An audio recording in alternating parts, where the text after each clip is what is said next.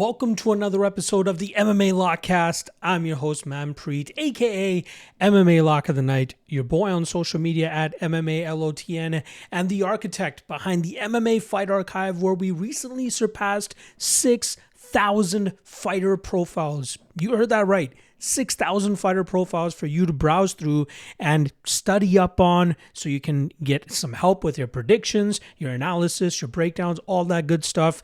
There's a reason over 120 subscribers on this service utilize it, and you can check it out for free as well with a 7-day free trial. Check the link in the description below. That is the MMA Fight Archive. Make sure to leave no stone unturned. We got you covered. This week, we're talking about a big UFC 322 pay-per-view card headlined by 2 title fights, and it goes down at Madison Square Garden. In the co-main event, we got Valentina Shevchenko looking to defend her flyweight title once again as she takes on the former strawweight champion Weili Zhang, who has vacated that title, which is now held by Mackenzie Dern. And she is looking to add a second title in a second weight class as she tries to dethrone Valentina Shevchenko. In the main event, we have a similar template and scenario playing out as we have Jack Della Maddalena looking to successfully defend his welterweight title for the first time. Unfortunately for him, he's going up against the former lightweight kingpin Islam Makhachev, who vacated his title earlier this year, which is now held by Ilia Topuria. And he is looking to add a second title to his mantle in a different division. Not to mention a ton of other great fights sprinkled out throughout this card. There's been a lot of pay-per-views this year, but there is not one that has got me as fired up as I am for this one. From top to bottom, there are fun fights throughout the entire time, little storylines attached to every single matchup, and some pretty good betting opportunities if you ask me. And that's what we're here to break down for you guys for this MMA Lockcast podcast. All right, let's quickly do the recap for the past weekend's card. UFC Vegas 111 for the lock of the night. Dog of the night play. Lock of the night hit. Daniel Marcos goes out there and submits Miles Johns in the second round of their matchup. It looked quite dominant throughout that fight. I didn't expect Marcos to get the finish, but he still gets the job done, and we cash our Lock of the Night play. That's 2 UFC Lock of the Nights in the row now, and that brings our Lock of the Night record to 54-37 for a 59% hit rate. Still not the greatest. We went 1-1 this past weekend with the, I believe it was LFA Lock of the Night play. Ended up fumbling the bag there, but we did hit our UFC, so I'm happy about that. Our Dog of the Night play could have easily been a Lock of the Night play in Christian Leroy Duncan as he goes out there and starches Marco Tulio. And I felt really good about Duncan all week. I was very surprised to see him at plus 165 when I did the studying. We let loose on that number, not to mention his KO prop around that plus 375 line as well. Shout out to anybody that tailed your boy on that one, and we were happy to hit that. Again, when I feel that good about a Dog of the Night play, I'm not scared to make him a Lock of the Night play, but I did feel quite good about Daniel Marcos, hence why he got the moniker for that card. In terms of Dog of the Night plays, now we are at 52-61 on the year for a 46% hit rate, still firmly in the profit. Obviously, all those underdog plays. I think we went 1-1 over the weekend as well. The LFA Lock of the Night or Dog of the Night play did not come through for us, but luckily the UFC one did. Regardless. All right, quick plugs before we get into the breakdowns here. We got 3 other events going down this weekend on top of this UFC 322 card. We got LFA 222 going down on Friday, and we have KSW 112 and Cage Warriors 196 going down Saturday morning. I will have YouTube breakdowns for LFA and Cage Warriors in the form of the Legacy Warriors podcast. Look for that on Thursday and Friday. But for KSW, I'll only have written breakdowns, quick picks, and track plays for all those cards on the MMALOTN Patreon page. So if you want to check that out, check the link in the description below. And let's see if we can keep the good times rolling here after a solid UFC showing this past weekend. All right. We got 14 fights to break down for this UFC 322 card. So let's get right into this bad boy. First fight up in the lightweight division. I got my slides mixed up here. Apologies. In the lightweight division, we got a somewhat short notice matchup here as we have Vyacheslav Borshchev coming in at plus 140 going up against Matthias Camilo, who comes in at minus 160. Now, this fight got put together just not even 2 weeks ago, if I'm not mistaken, largely due to the fact that Camilo was supposed to fight on the last pay-per-view card, but an injury or illness to Abdul Karim Al-Sawadi on fight week pulled out that fight or canceled that fight, and Camilo was granted another matchup here with Borshchev, who I believe was just chomping at the bit to try to get back on track. Now, I'll start off on the Borshchev side of things here, who is on a 2-fight winning streak for the second time in his UFC career, and he's looking to avoid that third straight loss. The first fight in that stretch was that unfortunate decision loss to Tom Nolan. Somewhat of a close fight, but Nolan was landing the bigger, better shots. He ended up getting the decision that night. And then last time, I believe it was a 47 or 50-second submission by Terrence McKinney. Very unfortunate work there for Borshchev, who threw a kick, got it caught. McKinney gets him down, gets to that guillotine, and Borshchev just fought for his life to try to get out of that submission. But McKinney, it was too early. There was not enough sweat or anything to try to wiggle out of those positions, and McKinney was able to force the tap there. Borshchev, historically pretty good with his submission defense and his grappling defense, especially when you consider that he comes from a kickboxing background.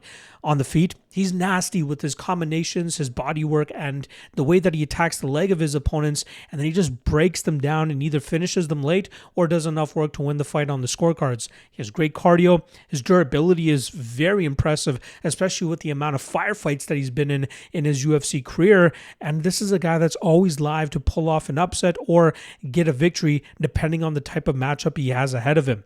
Now, here against Matthias Camilo, Camilo is looking to get his first win in the UFC after falling short in his UFC debut earlier this year when he went up against Gabe Green. Now, he had a solid first round, or at least a good enough first round, where it was a competitive striking battle for about 3 to 3.5 minutes before Camilo eventually got a takedown and started to get off some damage from that top position.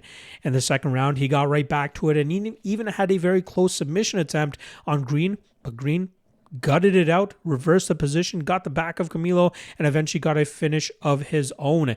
So Camilo, not a good look in terms of just breaking under that pressure after failing on that close submission attempt. Maybe he squeezed himself out and Green sensed it. That's why Green hit the gas, but still not a good look to, it is what it is. The kid's still young. He's 24 years old, only 12 fights into his pro MMA career. Had a decent run before coming into the UFC. If you guys remember, he was the fighter that defeated the guy that asked Dana White for a UFC contract at a press conference last year. So Dana put that guy up against Camilo on the Korean Zombies fight promotion, and Camilo ended up pulling out the decision that night in a somewhat close fight. Camilo, decent striker. I think he highly relies on his BJJ brown belt to try to get his wins, utilizing his grappling and his submission game, but I still think he needs a little bit more experience before having much success in the UFC. Now, here against Borshchev, somewhat of a close fight. Kind of surprised that Borshchev is all the way at plus 140. Historically, his grappling and submission defense has looked pretty well. Even if you guys remember that Chase Hooper fight, that was a chaotic fight, and Borshchev didn't even tap in that fight. It was one of those weird situations where the referee thought he was out. There was protests, but again, he was getting his ass kicked anyway, as Hooper gave him no respect. In the McKinney fight, that was just a bad situation to get caught in a very tight submission that early in the fight against a berserker like McKinney early. It was hard for Borshchev to get out of those spots. But he had a very good fight against Nazim Sadikov. Only went to a draw because I believe Sadikov hurt him badly in the second round and got a 10-8 there. And then that ultimately went to a draw. But Borshchev was able to win the following round to still get the fight to be scored a draw. In this fight, I think it's going to be hard for Camilo to get through that gritty and chaotic style of Borshchev.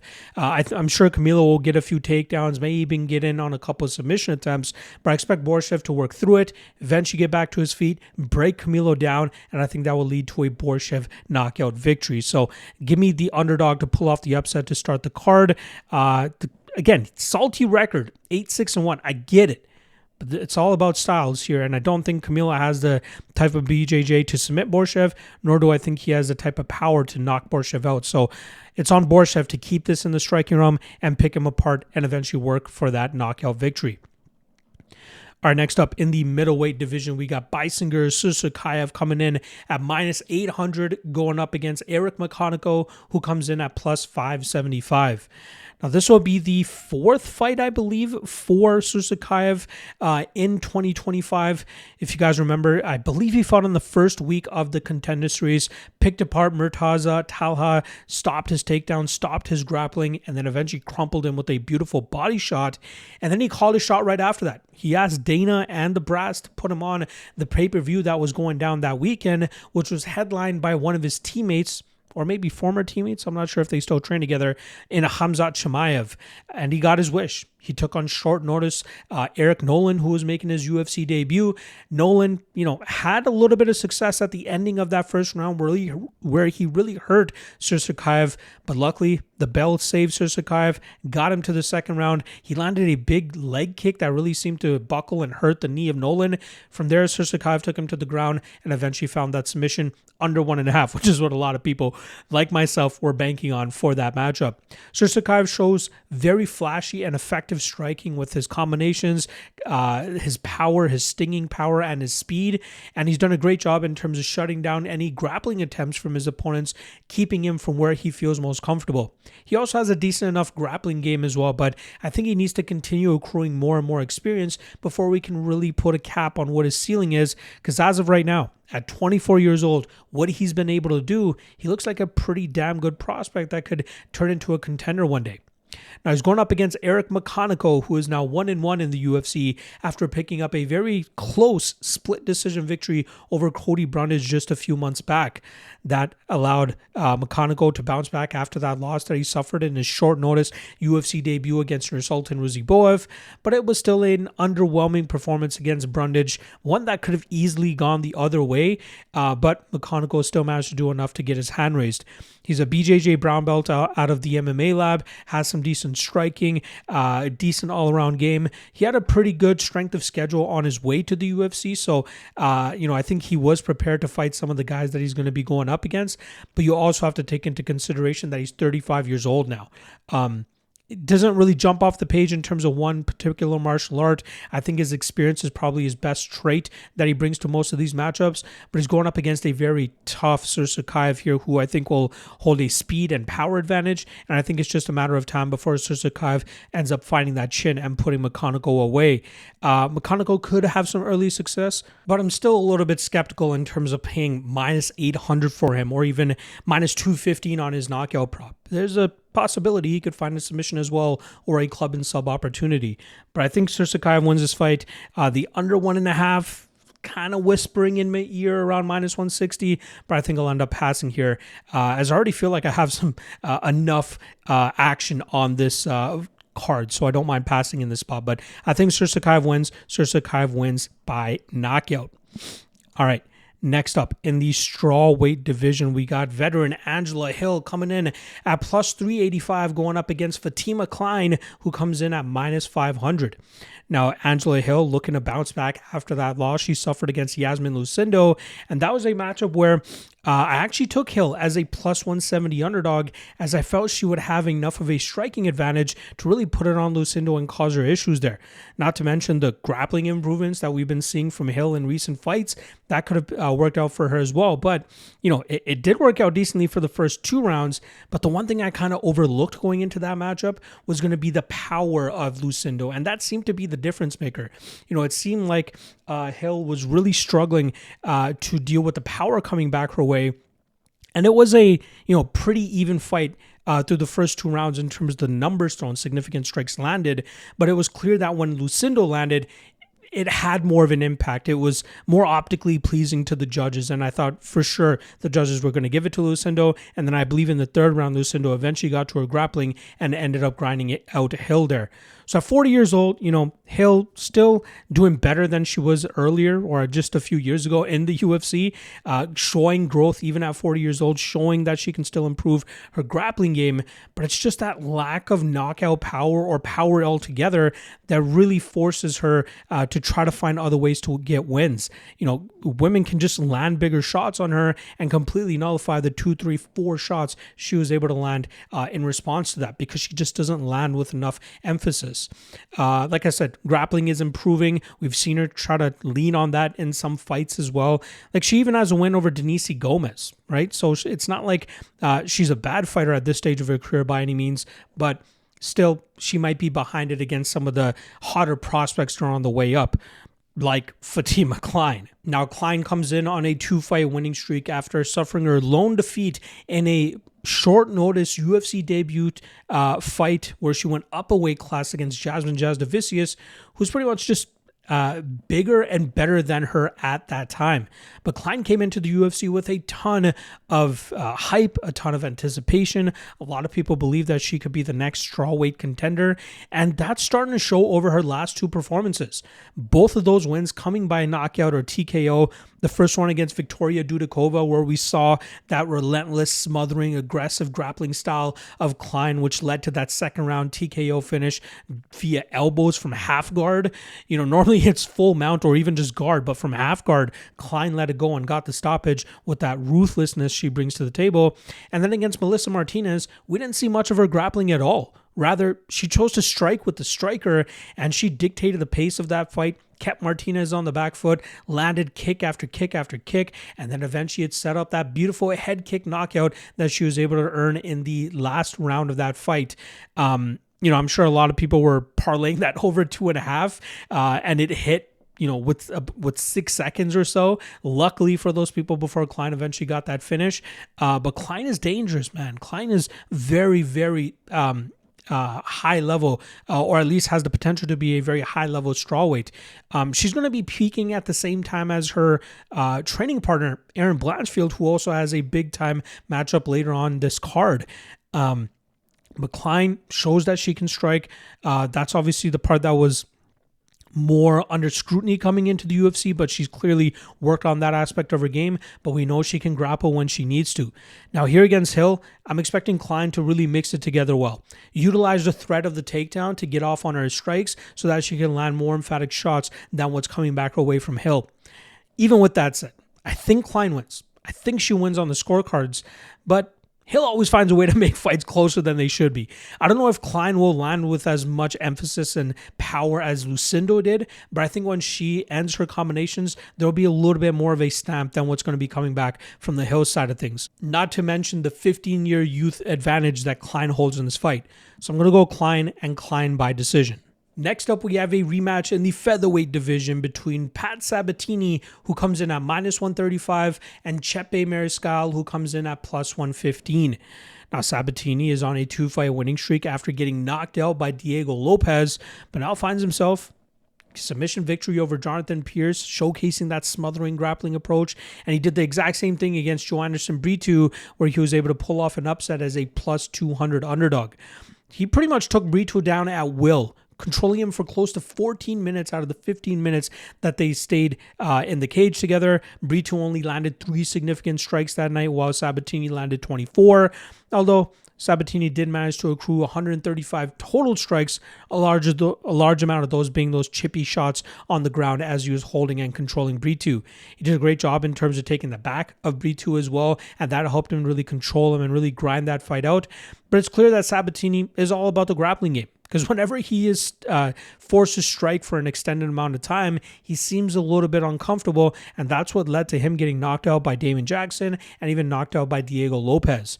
He has some decent shots and decent rangefinder shots, but it's all about that power double leg that he looks for, looking to close that pocket, quickly get in on his opponent's hips, and then start chain wrestling from there, or turning the corner quickly once he gets to the hips and taking his opponents to the ground that way.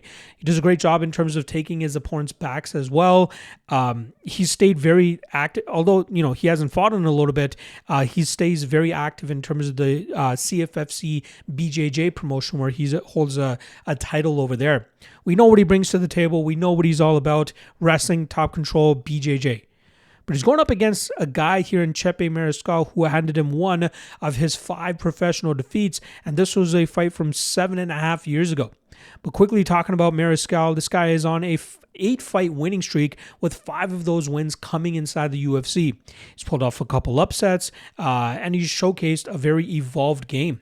This is one of those guys that you feel really good about when they got into the UFC because of how much they had to go through on the regional scene, the constant speed bumps, and, fighting guys that would eventually make it to the UFC.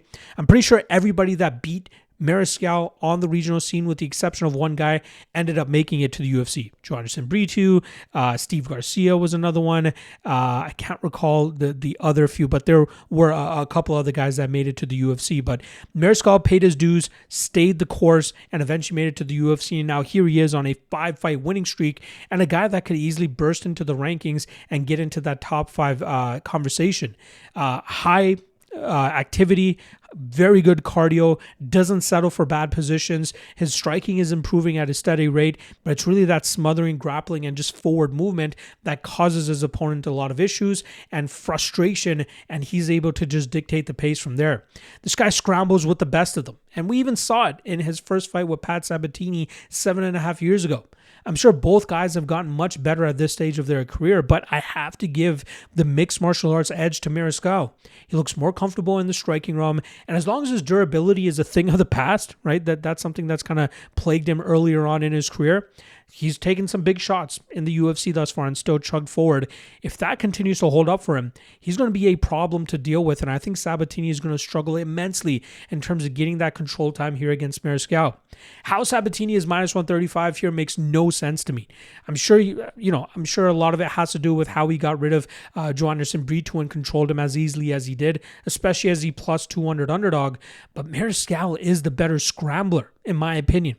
Mixed martial arts scrambler, I should say. Sabatini might be the better straight-up wrestler. He might have the better straight-up jiu-jitsu. But in terms of mixed martial arts grappling, I think Mariscal is just ahead of him.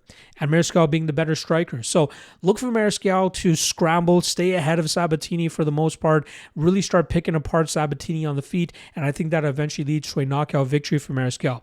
Just quickly touching on their first fight, it was a back and forth scramble fest with both guys having good success, but to see Mariscal do what he did in their first fight and now seeing him as a dog, I expect him to have even more success here and make it look easier. It will be competitive for the first little bit, but I expect Mariscal to really start to take over halfway through this fight and muster up a round 3 TKO. So give me Mariscal inside the distance, specifically by KO, and another solid underdog for this UFC 322 card. Our next up in the middleweight division, we got Kyle Daukaus coming in at minus 350, going up against Gerald GM3 Meerschaert, who comes in at plus 285.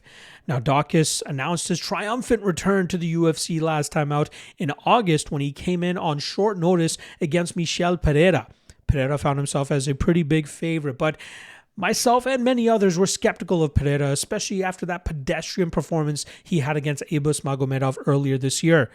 But Daukaus didn't really care. He just took it into his own hands. He got hit with one good combination and body shot, but from there he ended up landing a big shot on Pereira that dropped him, and eventually Daukaus was able to follow up with some big shots and get the TKO finish all within 40 or 50 seconds. It was a thing of beauty to see Daukaus get back into the UFC the way that he did. After getting released from the UFC in December of 2022, he went on a 4-fight winning streak under the CFFC banner, won the title over there, defended it a few times, and then eventually jumped on that opportunity to get to the UFC when it presented itself. The Darce Knight is the perfect nickname for Kyle Daukaus, who has 7 of his 11 submission victories by that exact method. He's long, lanky, 6'3", 76-inch reach for the division, so that obviously helps him apply submissions from weird angles that not many opponents are able to deal with. His striking is slowly coming together, and I think that knockout against Pereira will give him more confidence to try to lean on that rather than just looking at wrestle desperately, which will often gas him out and cause him some trouble. At 32 years old, and given the style of fighter he is, I think he deserves to be in the UFC. It was just an unfortunate run that he had that caused him to get cut in the first place, but I think he'll make the most of the second opportunity that he's getting. Now, he's going up against a easier matchup than he dealt with before, hence why he's minus 350 in this fight compared to plus 200. But he's going up against Gerald Meerschaert, who is now looking to avoid a 4-fight winning streak for the first time in his 57-fight career. We are nearing the 9-year anniversary of Meerschaert's UFC debut, which I believe is next month. But he is a guy that's really struggled to really get consistency, but is often a guy that's reliable in terms of providing entertaining fights. If his durability holds up, he's really good in terms of pulling off comebacks. Just ask Edmund Shabazian. That was one of those fights where he got hurt badly early, survived the onslaught of Shabazian, and then eventually finished him right after that. But he was unable to deal with Reinier de Ridder, who obviously was able to get that third-round submission. Brad Tavares had a great game plan against him, and then Mikhail Oleksiejczuk made short work of Meerschaert, who got TKO'd in that first round there. Just couldn't deal with the speed and the hands and the power of Oleksiejczuk long enough to try to start implementing his own game, which is usually effective in deep water when opponents start slowing down. His BJJ game is very high level, but at 38 years old, taking the amount of damage that he is, or close to 38, I should say, he'll be 38 in about a month's time, he's just hard to really lean on, especially when he's going up against a guy that's just a younger, better, faster, more powerful version of him in 2025. So I like Daukaus here. I like him to win inside the distance. I think minus 350 is kind of generous, if we're being honest. I'd be very surprised if Meerschaert knocks out Daukaus. I'd be very surprised if Meerschaert submits Daukaus. I think it's going to be the other way around, where Daukaus ends up either knocking Meerschaert out or clubbing and subbing him as well. So I like Daukaus to get to pull off the win here, and I expect it to come inside the distance. Our next up in the bantamweight division, we got a banger here between Malcolm Wellmaker, who comes in at minus 160, taking on Australian Cody Haddon, who comes in at plus 140. Now, Wellmaker, 10-0, like I said, 2 of those wins coming inside the UFC so far. He earned his contract through the Contender Series from 2024. Came into his debut against Cameron Simon, knocked him out in the first round, and then he followed that up with somewhat of a short notice fight against Chris Moutinho from a couple months back, and he was able to knock him out in front of his home state of Georgia. Wellmaker is a very nasty striker with good power, good accuracy, and good timing, although I have seen some issues in his striking defense that better fighters might be able to take advantage of. But as of right now, he's still young. He's still hungry. He is still a guy that can cause fighters fits, given that speed and accuracy of his striking game. I've said that grapplers might be able to get the better of him, but so far he hasn't faced anybody that can completely challenge him in that realm, and he's been able to knock these guys out before they're even able to get in on the hips and try to threaten him with takedowns or threaten him with the grappling. It's all about the hand speed, the power, setting up those big shots and trying to get his opponents out of there. I had to make a double take at his age because he is 31 years old. I don't know why I thought he was like 23, 24 years old, but he's definitely on the older side of what you would call a prospect, but he's done very good in terms of just trying to stay busy, trying to climb the rankings, and trying to assert himself in title contention, which I still feel is maybe 2 years away, depending on the rate at which he's fighting. Now he's taking on Cody Haddon, who is stepping in for Seri City, who was forced to pull out of the fight like just a few days after it was initially announced, but City did release a video or a picture of him with a dislocated shoulder. It looked nasty. You can't blame the kid for that. But that fight surely promised to be a banger. But I think Haddon fits the bill enough that this could still be a very fun and entertaining matchup. Even the close odds, right? Like Wellmaker is a guy that often finds himself as a chalky favorite because of the hype on him and because of his finishing ability. So to see Haddon around that plus 140 range, that makes me believe that people are believing in the underdog, that he can actually pull it off as well. Haddon earned his way through the Contender Series just like Wellmaker on the same season as well by knocking out Billy Brand, or at least club and subbing him, I believe it was, but showcased a well-rounded skill set. He's a guy with slick striking, with very good jiu-jitsu as well, slick submissions. Kind of reminds me of Killen Salkild, and I believe they train together. I could be off on that, but I believe they're obviously from Australia, but guys that fight very similarly, right? They show great Muay Thai, great combinations, and an ability to take the back and be very effective in the grappling realm if that's the path that they choose to take. In his UFC debut, he went up against a very tough Dan Argueta, who was one of the better wrestlers in the bantamweight division, and Argueta couldn't get anything going, ultimately getting swept on the scorecards by Haddon there. Haddon even had some wrestling success of his own, taking Argueta down and getting off some good damage. But at his best, I think Haddon is very good on the feet and really good at just kind of minding his P's and Q's, managing the distance, and letting go with combinations when he sees the opportunity. So I kind of see these guys as similar fighters in a sense that they're very good strikers. Wellmaker might be a little bit more dangerous in terms of his knockout power and speed, but I think Haddon makes up for that with his ability to threaten with the grappling if he sees an opening there. I don't think Wellmaker has ever fought somebody like Haddon who can be competitive with him in the striking realm and then really change it up on him with the grappling if he needs it. If Haddon takes the back of Wellmaker, how good is Wellmaker's submission defense dealing with a guy like Haddon who is so aggressive with it?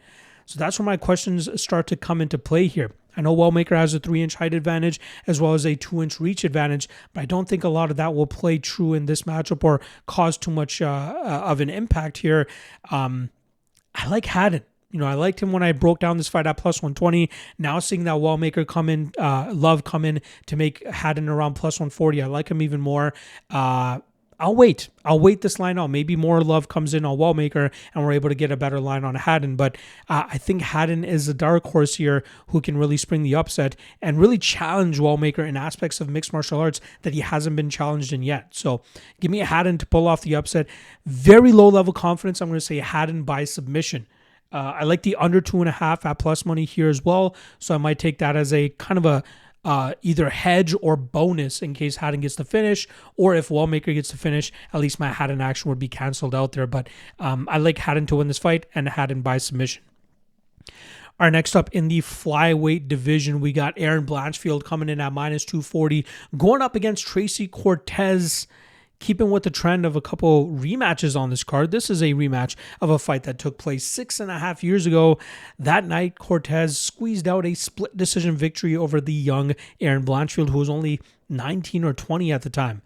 Now, Blanchfield, high up in the rankings, higher than Tracy Cortez. She's coming off of a big win over Rose Namajunas last time around, where Namajunas had a strong first 2 rounds, but Blanchfield really started to turn it up in the 3rd, 4th, and 5th rounds, and that was enough for her to win that fight by decision. It was a close fight early, but I think Blanchfield really started to separate herself as she got to her grappling, and then pushed a decent pace in that 4th round to really start wearing on Namajunas, and that opened up more grappling success for her in the 5th round of that fight. But Blanchfield is a very promising prospect, as we know. She had that hiccup against Manon Fiorot where she just couldn't get the timing down, couldn't corral Fiorot into a bad spot, and it ended up paying for it by getting picked apart for 25 minutes and doing really nothing about it. That was a great learning experience for the 26-year-old who is probably, or obviously used that to her benefit in the Namajunas fight, and I think she's going to continue to lean on those experiences to try to find her way back into a title fight. Now, she's going up against Tracy Cortez, who came up short against the aforementioned Rose Namajunas, but that was different circumstances. Cortez was scheduled to fight Miranda Mraverick just the week after, I believe, that fight against Namajunas. Then she gets the opportunity against Namajunas on short notice, tacking on a 2 extra rounds and going up against a former champion. It was a stiff step up for Cortez, and she paid for it dearly as she ended up losing the first 4 rounds. She had some success in the 5th round, but by then it was too little too late, and Namajunas was able to win that decision. Now, Cortez, very strong wrestler, as we obviously know, trains out of fight ready. When she needs a spot to bail herself out, she goes for the takedown, and she normally showcases decent control. Her striking is coming together pretty well. We saw it on display against Viviane Araújo, which is how she was able to bounce back from that loss against Rose Namajunas. But you can tell that she is not the most comfortable in the striking game. She can throw with some decent heat, likes to get flashy sometimes when she sees the opening. But I think Cortez is a fighter that needs that wrestling to really be successful in fights, and that's going to kind of be hard to come across here against Blanchfield. Now, when these two first met back in 6.5 years ago in the Invicta FC organization, a lot of it played out in the grappling realm with Cortez on top, but she was dealing with a lot of submissions coming back away from Blanchfield.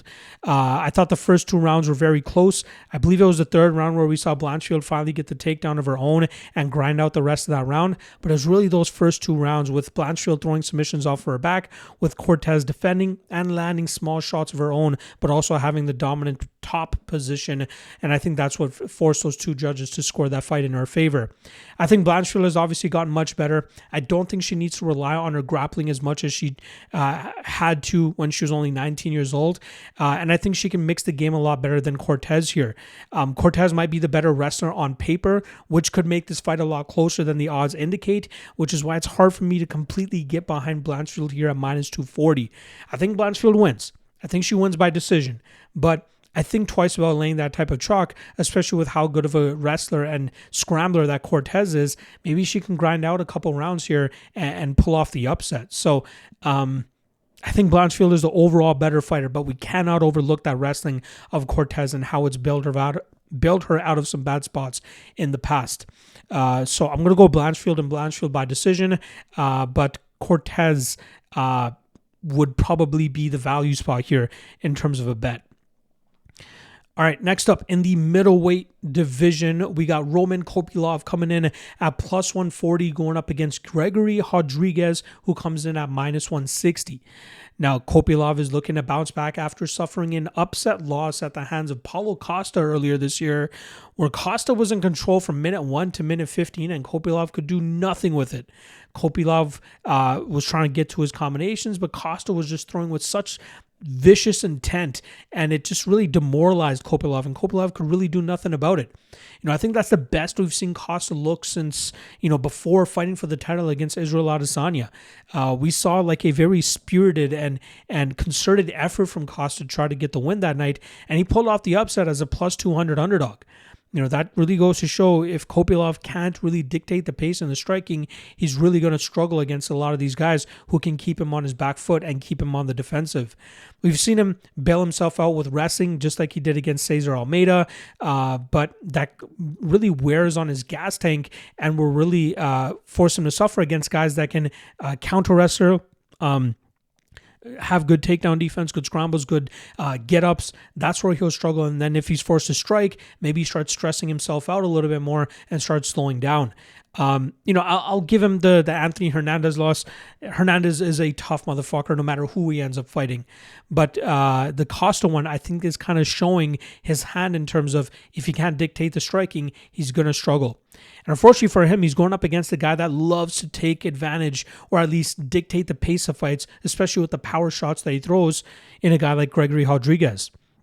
Now, Rodrigues had his first main event opportunity back in February where he went up against former title challenger Jared Cannonier, and after a good round and a half, it seemed like Rodrigues really blew his gas tank, and Cannonier was able to take over, hurt Rodrigues numerous times in the second, third, and then obviously finished him early in that fourth round, but that was a good learning lesson for Rodrigues after his first UFC main event. He came back like a man on a mission a few months later as he went up against Jack Hermansson and knocked him out in the first round of that fight, pretty much dictating the pace of that fight, walking Hermansson down, landing his big combinations, and eventually finding that seminal blow to find the finish. Rodrigues came into the UFC as a BJJ specialist, but it's clear that he's worked on his striking enough that people fear him in that realm, especially if they can't throw with enough firepower in return. His durability has been a bit of an issue at times.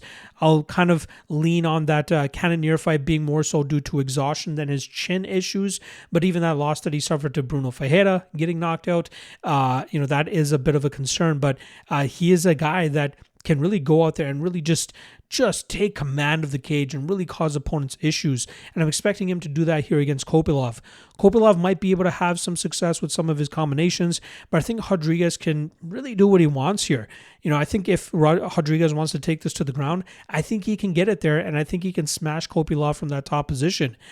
People forget, I'm sure Kopylov is better than he is now compared to he's better than he was when he went up against Carl Roberson, who I believe submitted Kopylov, if you guys remember that. That was a very weird circumstance, but Kopylov obviously working on his wrestling a lot since then, but it would not surprise me if Rodrigues did look to grapple and have success there. But even if this ends up playing out in the striking realm, I don't think Kopylov can dictate the pace here. I think Rodrigues will be the one throwing his big shots, walking Kopylov down, and I think he eventually finds that big shot to put Kopylov away. So give me Rodrigues and Rodrigues by knockout, and I'm very happy with this minus 160 line we're getting as well. All right, next up, Sticking with the middleweights, we're going to go with Bo Nickal coming in at minus 230, going up against Rodolfo Vieira, who comes in at plus 195. Now, this will be Nickal's first fight since getting finished by Reinier de Ridder earlier this year, and is looking to bounce back into the win column and showcase that he should still be a respective prospect that people should keep their eye on. Now, when he came into the mixed martial arts world, it was all about his collegiate wrestling background, where he did a great job in terms of taking opponents down and just having major success on that scene. He showcased some of that through his early MMA career, but then he started to build confidence in his striking when he knocked out Val Woodburn, or the way that he just picked apart Paul Craig for 15 minutes to win that fight. But then I think the Reinier de Ridder fight showcased how uncomfortable he can be in the striking game if he really can't dictate the pace. De Ridder played that fight perfectly. Pressure, pressure, pressure, big shots, knees, work the body of Nickal, force him to stress out, slow him down, and then eventually crumple him in the second round. I think that was a great learning lesson for Nickal, who is still just 29 years old. There's still a lot of time for him to grow and become a complete mixed martial artist, but it's going to have to come with having more confidence in his hands rather than just leaning on his wrestling, which, may not be the best course of action when he faces guys like Paul Craig or Reinier de Ridder or even Rodolfo Vieira. Will he look to take down a BJJ ace like Vieira? Maybe, maybe not. Maybe his wrestling can kind of keep Vieira on Vieira's back and he's able to grind it out that way. Who knows? Now, talking about Vieira, we saw some solid striking improvements in his game as well after he won that decision against Trishan Gore last time out. Now, he's not going to be like an Israel Adesanya in the striking realm at all, but he's a guy that has learned the basics of the striking game with that 1-2 and just finding the timing and staying consistent with it enough to really break his opponents down. And from there, if his takedowns aren't working, he can just stick with that 1-2, 1-2, conserve his gas tank, because obviously that was a bit of an issue earlier on in his MMA career and UFC career. But if he can just stay within himself, keep that jab moving, keep that stick and move going, that takedown will eventually show itself, and that from there, that's where he's often able to find most of his success. Submitting opponents, controlling opponents, really causing them issues there, like we saw against Cody Brundage and Arman Petrosian. But we saw in the Petrosky fight, and I think that's what this fight's going to kind of play out with. Petrosky landed the better shots on the feet, stuffed all the takedowns from Vieira, and forced Vieira to strike with him, and Petrosky just ended up landing better shot after better shot. Can Nickal have that type of success? Maybe. I think that might be the route he looks to take here, but we cannot overlook the striking improvements that we've seen from Vieira, especially in that last fight against Gore, where on paper, you'd expect Gore to be the better striker. It's all about the basics for Vieira, and given how master level he is with his BJJ, it doesn't surprise me that he's starting to take to that striking game.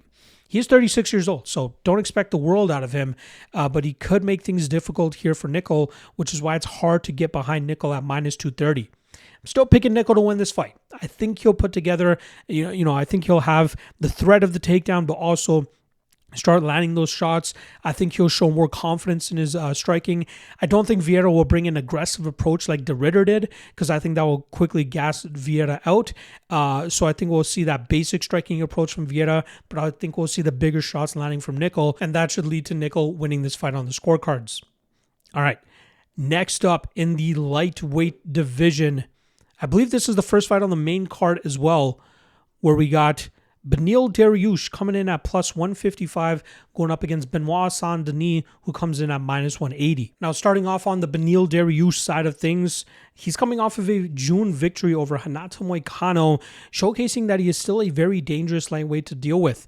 He got hurt late in that first round, but managed to keep his wits about him, and then got back to his game in the second and third rounds with his good kicking, good grappling, good control, but just staying in the face of Moicano and landing big shots. Dariush is an criminally underrated lightweight, which often sees him as the underdog in a lot of his fights, but he goes out there and is able to pull off the upset more often than not. He had a very good start against Charles do Bronx Oliveira in a fight where he should have been fighting for the title instead, given that he had an 8-fight winning streak going into that fight, but he ended up coming up short against Oliveira and finished at the ending of the first round. 6 months later, he came back in a main event slot against Arman Tsarukyan and was unable to deal with the power and speed of Tsarukyan, with him getting knocked out in about a minute or so, if I'm not mistaken. But that Moicano fight showed him at his best. He is a guy that never settles for bad positions. He is a very hard guy to take down or get dominant positions against. His durability, like I said, always a bit of a question mark, but when he can get to his game of staying aggressive, landing his body kicks, getting to his own grappling, and even to his submission game, he's very difficult to deal with. He is such a good fighter that I just think is not getting a fair shake, and his odds here at plus 160 are a fair indication of that. Now, on the BSD side of things here, he's riding a 2-fight winning streak, most recently pulling off an upset of his own when he submitted Maurizio Huffy back in September, showcasing that he is better than most people were making him out to be. You know, a lot of people were fading Saint-Denis that night because of how he lost to Dustin Poirier and Renato Moicano, but those losses have some asterisks beside them. The Poirier fight came out that BSD was dealing with a staph infection, and that probably was the reason why he slowed down as much as he did after being unsuccessful with his submission attempts early in that fight. The Renato Moicano fight gets early damage to his eye in that first round, had a solid second round, but unfortunately couldn't continue after that after the doctor stepped in. And I think that's a fight he probably would have won should that had continued on. The Prepelic fight, easy fight. Glad he got the win the way that he did there. But he is a guy, once he gets to his grappling, he's very hard to deal with, and he does such a good job in terms of getting the back of his opponent and eventually sinking in submissions. And people thought, you know, Huffy was just going to keep him at distance and eventually starch him. But again, you got to watch the tape. Now, with this matchup, I think it highly favors Dariush. You know, Saint-Denis is obviously very dangerous, especially with his grappling, but Dariush has faced very dangerous grapplers in the past and done pretty well. You know, going back to his Carlos Diego Ferreira fights when Ferreira was on a crazy winning streak of his own. Back against Mateusz Gamrot, who had no success against Dariush and got picked apart. Even early against Charles Oliveira when that fight was in the grappling realm, Dariush did a great job there. He just got clipped in the stand-up realm. Saint-Denis might land a head kick. He might be able to knock out Dariush that way. But if this plays out as a normal BSD fight where BSD just looks to grapple Dariush and try to submit him, that's not going to work out well for him. I think Dariush will constantly scramble, constantly roll out of bad positions, put Saint-Denis in bad positions, and I think Dariush probably ends up finishing Saint-Denis. I think Saint-Denis will go hard as he always does, and he'll come up short in a lot of those spots. It's just that early exchange where I think Saint-Denis throws with his most power that could be a little bit sketchy for Dariush. But if Dariush can eat a couple of those shots early and then get this fight into the grappling realm the way BSD wants to, that's where Dariush will start to get ahead. So I love Dariush in this spot. I really think that Saint-Denis is going to struggle in this type of matchup. And we've seen it time and time again whenever Dariush faces other grapplers that don't have crazy knockout power. And I don't think that Benoit Saint-Denis is that guy. So give me Dariush and Dariush inside the distance. And this plus 160 line is laughable at best. I'd be surprised if Dariush fumbles the bag here. And I'm going to call it now. There's going to be pretty much everybody that jumped on Maurizio Huffy against Benoit Saint-Denis is going to be on Benoit Saint-Denis here to try to get that money back. But they're going to get screwed here, as I think that Dariush ends up finishing him and showcasing why he's still one of the better lightweights on the roster. May not ever get to a title shot, but will be a guy that's often dangerous and very difficult to deal with. All right. Let's move over to the welterweight division, where 3 out of the 5 main card fights take place in this division, including the main event. But we'll start off with this fight between former champion Leon Edwards, who comes in at plus 170, taking on the other contender, Carlos Prates. Now, Leon Edwards, 2-fight losing streak right now. The first of those losses was his title fight loss to Bilal Muhammad last year. Then he returned back in March, where he went up against rising contender Sean Brady, and he had no success in that fight. You know, it seemed like the wrestling and the threat of the takedown really muzzled Edwards in that first round. And it wasn't until the last minute of that first round that Brady got his first takedown. And then after that, Brady was able to get the takedowns pretty easily in the next few rounds, which led to that, I believe, 3rd or 4th round submission. Edwards has been underperforming, to say the least, right? He is better than that 2-fight losing streak is showing us. He's obviously a good striker. He has underrated wrestling when he's not facing another wrestler. We've seen it in previous fights where he's landed takedowns and gotten some good control time. But it's really his striking that kind of set him apart and got him to the point where he fought for a title, won the title, and even defended it. But it just comes down to the stylistic matchup he has ahead of him. As we saw, Belal put him through the ringer. Sean Brady put him through the ringer. Now he's fighting a striker. A more favorable matchup for him in terms of not going out there and just getting ragdolled on the ground. But you got to wonder where his confidence is, if he's completely shot. He's reached the pinnacle of the sport, defended the title twice. Is he just content with that and now just kind of fighting for a paycheck and letting his career wind down now that he's 34 years old?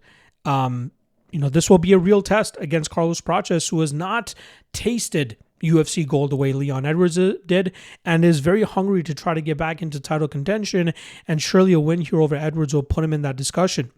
Now, Prates lost his first UFC fight against Ian Machado Gary. I believe that was earlier this year, where Gary took the fight on short notice and utilized a full mixed martial arts game with takedowns and good striking to really muzzle Prates through those first 3 rounds. And then Prates started to turn it on in the 4th and 5th, but by then it was just too little too late. Then he followed that up with a big knockout victory over Jeff Neal. Grant Neal, former Bellator fighter, but Jeff Neal, he was really in his bag that night. He said that he wanted to come out very aggressive. He often was a slow starter earlier on in his UFC career, but he wanted to make it known right off the bat that he wants to go for the bag. And he was able to hurt Neal a few times, and then eventually landed a beautiful spinning back elbow or spinning back fist, I believe it was, at the ending of the first round that knocked Jeff Neal off, knocked Jeff Neal out, and it was a walk-off knockout as well. Fighting Nerds obviously not doing that great as of late, but he is still one of the best members on that team because of that Muay Thai background. His grappling defense has obviously improved to a good enough rate that most of his fights primarily take place in the striking realm, and it's often that he has an advantage in that realm. And this is one of those fights where I think that Edwards might look for the takedown to try to muzzle Prates here, but I think Prates will do a good enough job in terms of working out of those spots, and then once they're back into open space, look for Prates to really start picking Edwards apart and landing big shots. And I think once this fight hits the scorecards, it'll be Prates who ends up getting his hand raised by decision. With that said, minus 200 is very insulting to Leon Edwards, who is a former champion. I'm going with the narrative more so that Edwards is kind of broken now and not a guy that's going to be really fighting his best or, has that drive as he did on his way up to the title. But again, this is a much more favorable matchup for him compared to the Brady and Belal Muhammad fights. So to get him at plus 170, I wouldn't hate on anybody taking the underdog shot there, but I still think that Prates will be the one that ends up landing bigger and better damage, stopping the takedown, stopping the clinch, and really wearing on Edwards with that damage and that Muay Thai. So I think Prates ends up getting his hand raised based off the damage, but this will definitely play out closer than the odds indicate. And again, I won't hammer on anybody looking to take an underdog shot on the former champion. All right. Another welterweight matchup here as we have Sean Brady coming in at minus 140, going up against Michael Morales, who comes in at plus 120.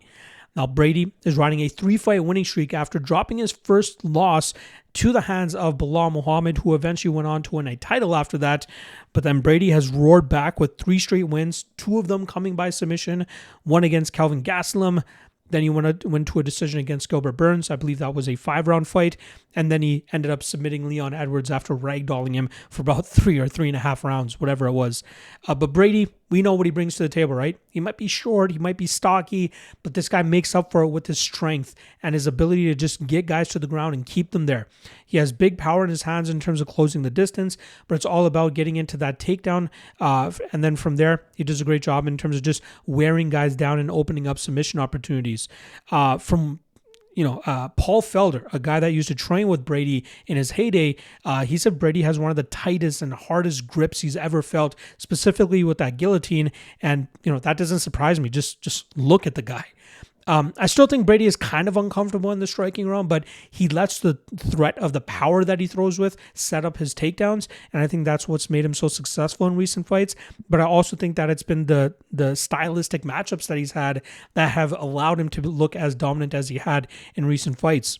It seems like the public is kind of questioning his dominance as well, which is why his line has gone from about -160 down to about -135, -140, because people are liking the undefeated 18-0 Michael Morales, who pulled off a big win by knocking out Gilbert Burns in the first round of his last matchup, which was his first UFC main event. Morales is a very promising prospect at 26 years old with solid knockout power, a bit of a national wrestling background, but I'd still give that edge to Brady. But his physicality, athleticism, and his power makes him very dangerous to deal with. He does a good job in terms of staying out of bad positions and then really putting it on his opponents with his power and with his striking. He can wrestle if he needs to as well. That's not something I think he'll be leaning on in this matchup against Brady, but I think just his sheer athleticism, strength, and physicality will get him to places in this welterweight division that not a lot of people expected him to get. Like even here, this could be a number one contender fight. He's fighting Sean Brady, who should already be fighting for a title had it not been for Islam Makhachev moving up to welterweight. But Morales could absolutely snatch all that steam and assert himself at the top of this division if he's able to get the win. And I'm leaning him ever so slightly. Like, I feel like his wrestling background will help him keep him out of bad spots here against Brady. And then on the feet, I think he's just a much better and faster striker. And that should lead to him landing those big shots against Brady and probably even mustering up a knockout. Skill-wise, on paper, Brady is the better fighter, but I really think the intangibles, the physicality, the speed, and the power of Morales is going to be the difference maker here. Brady could get some dominant positions early, but once they're in the striking realm, whenever Morales can work back to those spots, I think Brady's going to be in some shit. He's at a 2-inch height disadvantage as well as a 7-inch reach disadvantage. It's that reach that's going to play a factor here, and I think Brady will kind of struggle to close that distance to try to get in on a good enough shot. So whether it's a knee up the middle, whether it's uppercut, whatever it is, I think Morales will constantly be threatening Brady on those entries, and that will allow Morales to start fighting a little bit more freely in the striking realm and finding that knockout. So I like Morales here. I like Morales by knockout. Seems like money is slowly coming in on him here. I could be wrong here. I don't have a boatload of confidence on the Morales side, but I think he can get the job done here, and I think he does it by knockout. All right, that brings us to our first title fight of the night, and it goes down in the women's flyweight division as we have Valentina Shevchenko coming in at -135, going up against Zhang Weili, who comes in at +115. I think this is the first true women's super fight that we've had in the UFC that meets the standard of a super fight outside of Amanda Nunes versus Chris Cyborg. But this fight, both women very skilled, very experienced, have high fight IQ as well. And I think that we'll see this fight be very entertaining and a bit of a chess match as well. Now, I'll start off on the champion side of things, who had that rivalry with Alexa Grasso where she faced her 3 times in a row. The first one should have been a routine title defense for Shevchenko, but unfortunately a wayward spinning back kick got her back taken and submitted by Grasso. Nobody saw that coming. Then the second fight. Clearly should have been a Shevchenko fight. There was another wayward scorecard that gave Alexa Grasso a 10-8 in one of those rounds, and that caused that fight to go to a draw. Very weird circumstance there. And then we got the third fight where Shevchenko showcased how all those fights should have gone. Shevchenko landing takedowns, grinding Grasso out, keeping her on her back, and making it look dominant. And that's exactly what she was able to do to finally reclaim her flyweight championship. Then she followed that up as, I believe she was a slight underdog against Manon Fiorot back in May, and she reminded everybody, she is well-rounded. Just because she looked a little bit uncomfortable in the striking realm against Alexa Grasso and it turned her into a wrestler, didn't mean that she couldn't strike. Once that fight really started to get going, it was Fiorot that ended up engaging in the clinch and the grappling more than Shevchenko, who was having very good success picking Manon Fiorot apart from distance with her Muay Thai and kickboxing background. She's very good with her hands, and she's very good in terms of setting up takedowns behind her striking, which has made her so dominant throughout her career. She's 37 years old right now, but I think those last 2 fights with Grasso and Firo showcase that she can still fight at a very high level. Now she's going up against Zhang Weili, who was reigning supreme in the strawweight division for a long time outside of her fights with Rose Namajunas, but she ended up vacating her title after a win earlier this year over Tatiana Suarez, and she eyed that flyweight title so she could get double champ status, and now here she is with that opportunity.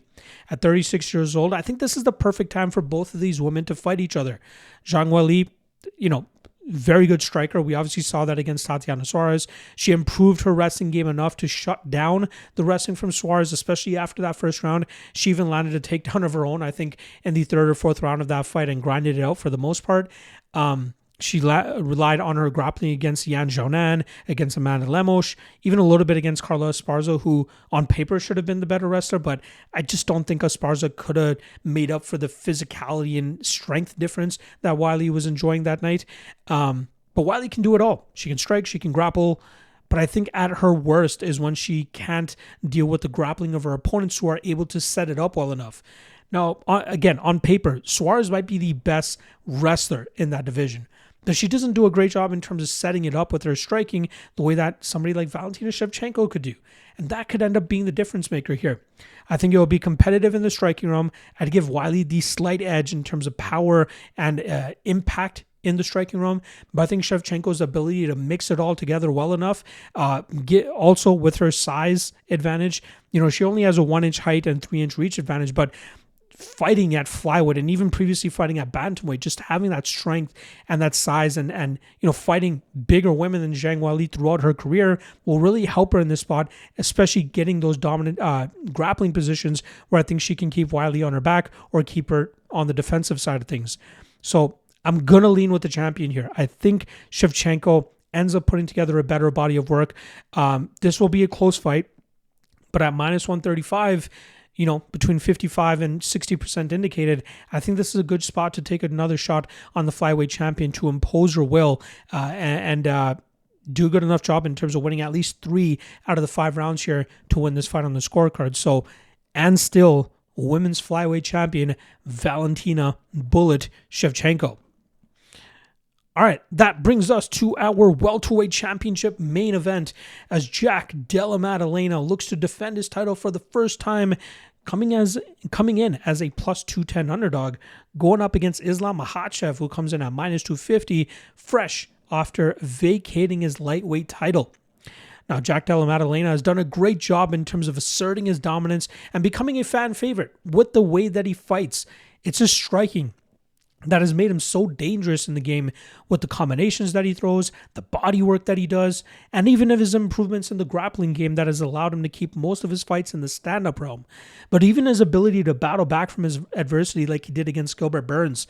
That was a fight where he was down on 2 scorecards going into that final round, but he managed to shuck off enough of the takedowns, work back to his feet as much as he could, and really let go with the strikes to get that finish over an exhausted Burns. I remember calling that fight to a T, knowing that Maddalena would eventually take over late and get that finish, but it wasn't looking good, obviously, going into that 3rd round for him. But he's clearly been working on the grappling game, entrenching himself with a high-level BJJ guy like Craig Jones. His scrambles are good. His submission attempts are good. His defense off of his back is pretty good. It's just his takedown defense still needs some work. He can still be taken down, but he's doing a good job in terms of nullifying the amount of damage his opponents put down on him and then eventually working back to his feet. Now, luckily for him, I think the narrative and the pressure on Belal Muhammad going into that title fight back in May was a little bit too much for Muhammad to overcome. Muhammad, not a guy, it's widely known that the UFC not a big fan of him for some reason. But he said he wanted to put on a show that night. It was his, a headlining act as the champion, and he wanted to really show out. So he decided to strike with Maddalena probably more than he should have. In the rounds that he did end up going to his grappling, it kind of paid off for him. But when he tried getting into a very crucial 5th round where it looked like it was 2-2 going into that 5th, Belal tried getting to his grappling, but by then it was too little too late. He wasn't as fresh and he wasn't as good in terms of maintaining that control and keeping Maddalena in bad positions. And then once Maddalena got the fight back to the feet, he did a great job in terms of utilizing his striking advantage. Great combinations, busting up Belal Muhammad and leaving no doubt that once that fight hit the scorecards, that Maddalena was going to get his hand raised. It's a feel-good story for Maddalena. Fun, entertaining fighter, nasty striking.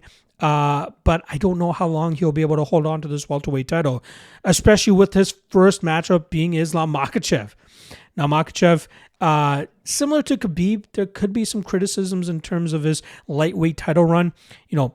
Beat Charles Oliveira for the title, had that super fight against Alexander Volkanovski, very close fight. Then he takes Volkanovski again on short notice, and then he knocks him out. Again, kind of a wash of a title defense, in my opinion. Dustin Poirier just getting that fight because of what he's done for the company. Maybe not a fight that a lot of people wanted to see at that time. Gets a submission in a fight that played out a little bit tougher than Islam was probably expecting. And then getting Renato Moicano on 24 hours notice after Arman Tsarukyan injured his back on weigh-in day and was forced to withdraw from that fight. Makhachev makes short work of Moicano.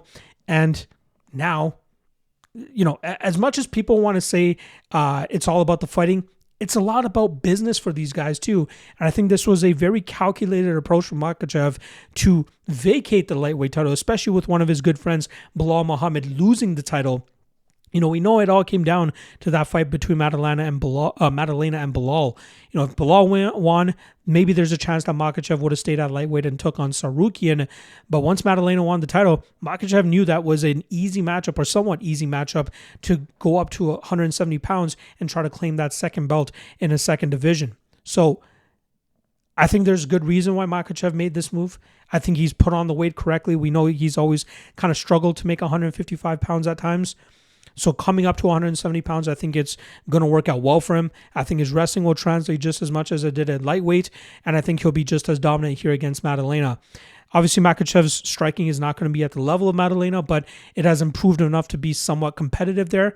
But once they start letting their hands go, that's when Makhachev is going to change levels, start chain wrestling, and I think those takedowns are going to come quite easy for the Dagestani fighter, and I think he'll be able to assert his dominance from that top position quite well.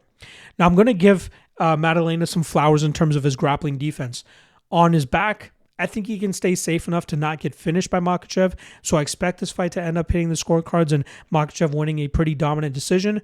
I don't want to, put my life on it by any means. I'm not saying for sure it's going to go to the scorecards, but I think that Maddalena has worked on his BJJ enough that he can really avoid getting put into an arm triangle choke or avoid getting put into bad positions where Makhachev can get the finish. So look for Makhachev to grind Maddalena out. I think we'll see better cardio from Makhachev as well, not having to cut as much weight as he used to, and I think that will allow him to really dominate this fight with his wrestling and keep Maddalena in bad positions. So, and new welterweight champion Islam Makhachev. There you guys go. If you guys couldn't tell, I was very fired up about breaking down this card for you guys, hence why we're going a little bit longer than I normally do. Hopefully you guys enjoy the information and the breakdowns. I'll be back tomorrow for my top 3 lock of the night candidates, as well as my chalk or not segment, so make sure you guys tune in for that. And I think there is a high likelihood that I'll be doing a live watch party for the members only on YouTube. We had a great time, me and my boy Matthew, at UFC 321. Hopefully we have some more people joining up for UFC 322, and I'll more than likely do a live stream for that on Saturday. So stay tuned for that. All right, I'll see you guys again tomorrow. Peace.